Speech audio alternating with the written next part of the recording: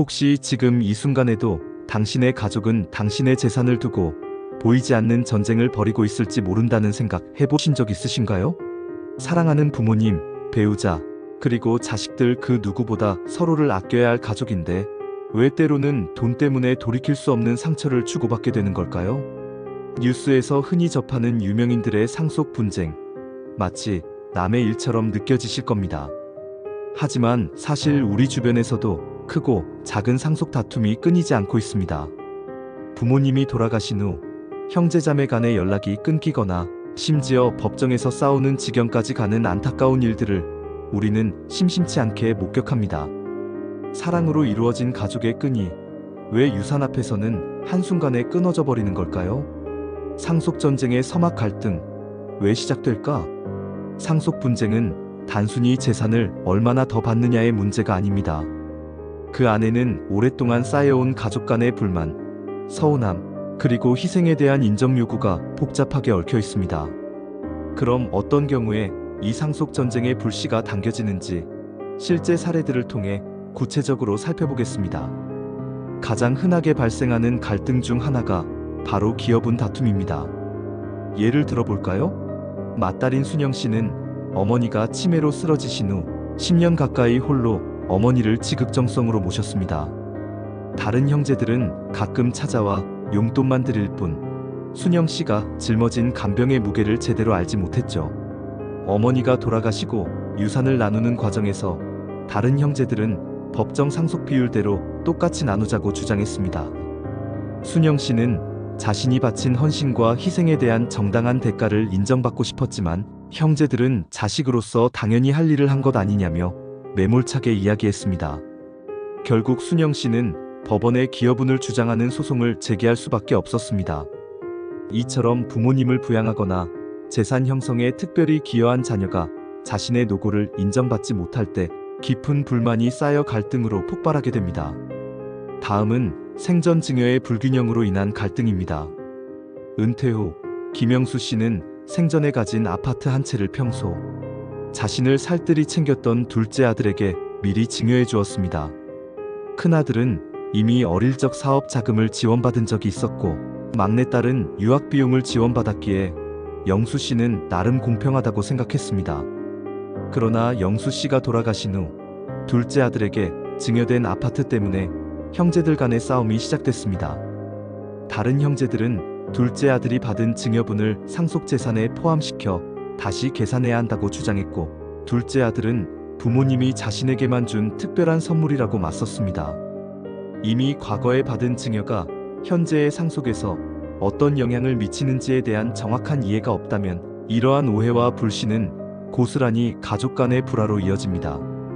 그리고 가장 치명적인 갈등의 원인이 바로 유언장의 부재 또는 불완전한 유언장입니다. 이춘자 할머니는 자식들에게 늘 내 재산은 내들이 알아서 잘 나눠 가져라는 말만 남기셨습니다. 돌아가신 후 할머니 명의의 오래된 아파트와 약간의 예금이 있었는데 세 자녀는 각자 자신의 주장만 내세웠습니다. 첫째 아들은 자신이 어릴 적부터 장남으로서 희생이 컸다며 더 많은 지분을 요구했고 둘째 딸은 노환으로 아픈 할머니를 가장 오래 모셨으니 자신이 더 받아야 한다고 주장했습니다. 셋째 아들은 어머니가 자신에게만 사업 자금을 더 지원해주겠다고 약속했다며 떼를 썼죠. 결국 합의점을 찾지 못하고 모든 것이 법정으로 가게 되었습니다. 이처럼 고인의 명확한 의사가 담긴 유언장이 없다면 민법에 따라 일괄적으로 상속이 이루어지는데 이는 가족 구성원 개개인의 상황이나 기여도를 전혀 반영하지 못해 갈등을 증폭시키는 결과를 낳습니다. 현명한 상속 준비 유언장의 모든 것. 그렇다면 이러한 안타까운 상속 전쟁을 미리 막을 수 있는 가장 확실하고 효과적인 방법은 무엇일까요? 바로 유언장입니다.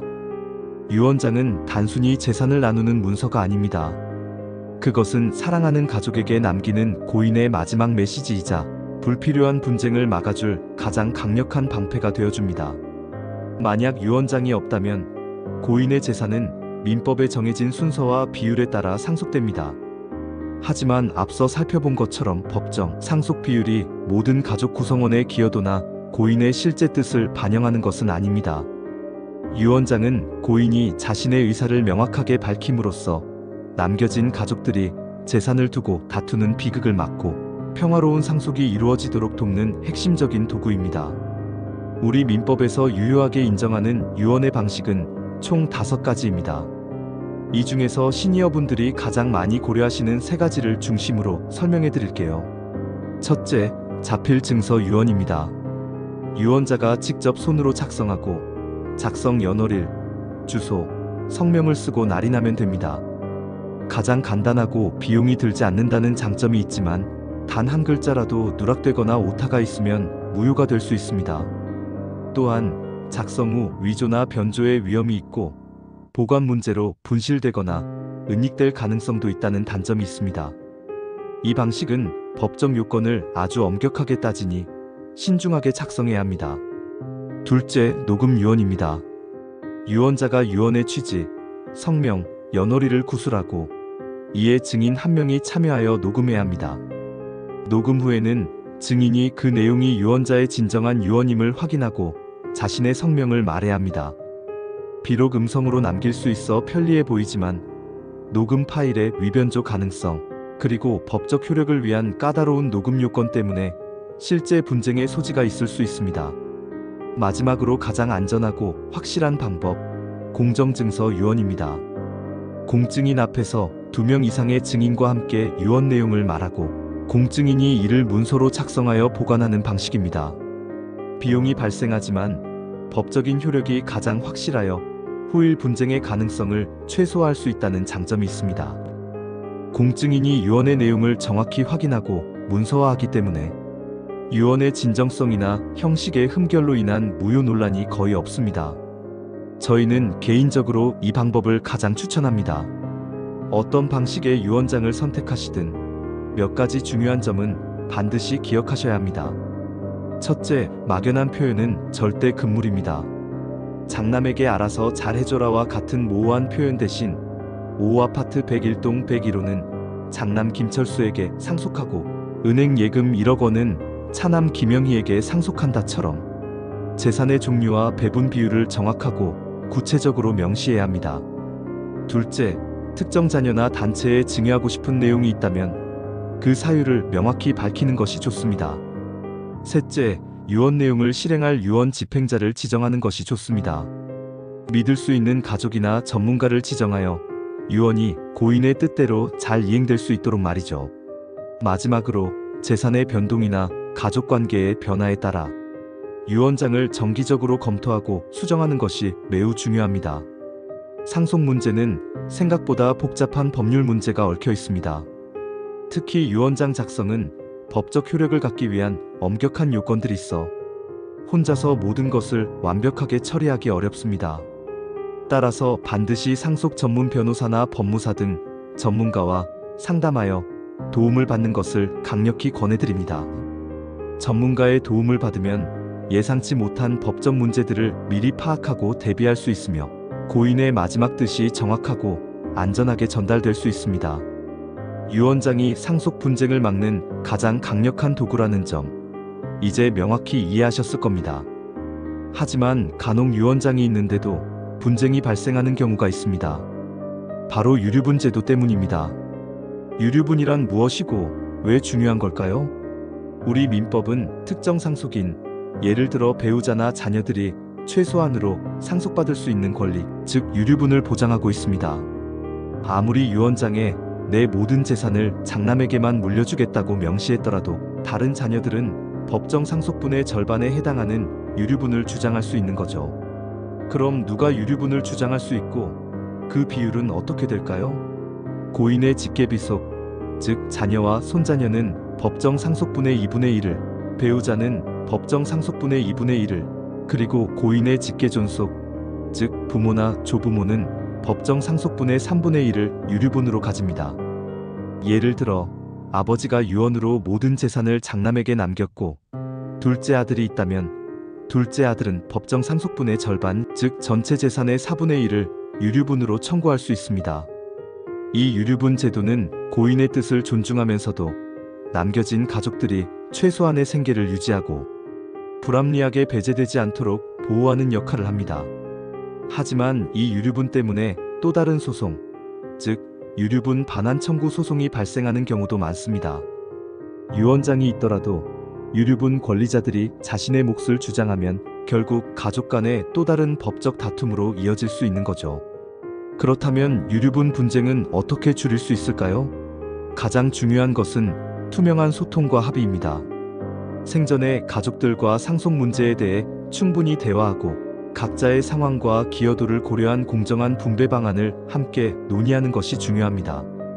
그리고 유류분을 고려하여 유언장을 작성하거나 생전 증여를 할 때에도 반드시 전문가와 상담하여 법적인 문제를 미리 파악하고 대비해야 합니다. 유류분 청구 시효는 상속 개시와 유류분 침해 사실을 안 날로부터 1년 이내 또는 상속이 개시된 날로부터 10년 이내이니 혹시 유류분 침해가 의심된다면 시간을 지체하지 말고 법률 전문가의 도움을 받는 것이 중요합니다. 상속 문제는 단순히 재산 분할에서 끝나지 않습니다. 우리가 간과하기 쉬운 또 다른 중요한 부분은 바로 상속세와 재산의 효율적인 관리입니다. 부모님이 남기신 재산이 많다면 상속세 문제에 직면하게 됩니다.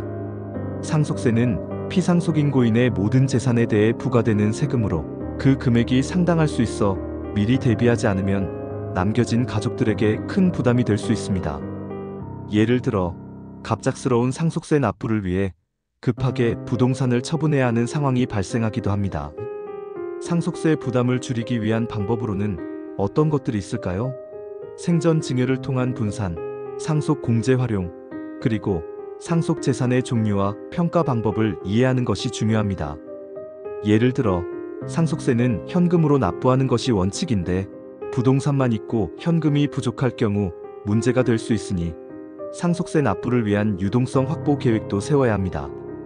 상속세 역시 복잡한 세법이 적용되므로 세무 전문가와 상의하여 최적의 절세 전략을 수립하는 것이 필수적입니다. 그리고 또 하나, 노년의 재산 관리는 상속을 준비하는 과정과도 밀접하게 연결되어 있습니다. 고령화 사회로 접어들면서 치매나 기타 노인성 질환으로 인해 본인의 의사결정을 제대로 하지 못하는 경우가 늘고 있습니다. 이런 상황에서 재산 관리가 제대로 이루어지지 않으면 가족 간의 다툼이나 재산 손실로 이어질 수 있습니다. 성년후견인 제도나 신탁제도 등을 활용하여 본인이 건강할 때 미리 재산관리 방안을 마련해 두는 것도 현명한 상속 준비의 일환입니다. 이는 단순히 재산을 지키는 것을 넘어 본인의 마지막 삶을 스스로의 뜻대로 마무리할 수 있도록 하는 중요한 과정이기도 합니다. 오늘 우리는 내 재산은 누구에게? 라는 질문에서 시작해 상속 문제를 둘러싼 다양한 갈등의 유형, 그리고 이를 현명하게 준비하는 방법에 대해 이야기 나눴습니다. 상속은 단순히 돈을 물려주는 행위가 아닙니다. 그것은 자녀들에게 사랑과 지혜, 그리고 평화로운 가족, 관계를 물려주는 부모님의 마지막이자 가장 소중한 기회입니다. 사랑하는 가족이 부모님이나 조부모님의 재산 때문에 서로를 미워하고 상처 주는 모습을 본다면 고인은 과연 어떤 마음이 들까요? 아마 가슴 아파하며 이 모든 분쟁이 자신의 뜻이 아니었음을 외칠 겁니다. 당신의 마지막 뜻이 존중받고 가족들이 재산 다툼으로 고통받지 않기를 진정으로 바라신다면 지금 이 순간부터라도 상속 준비를 시작해야 합니다.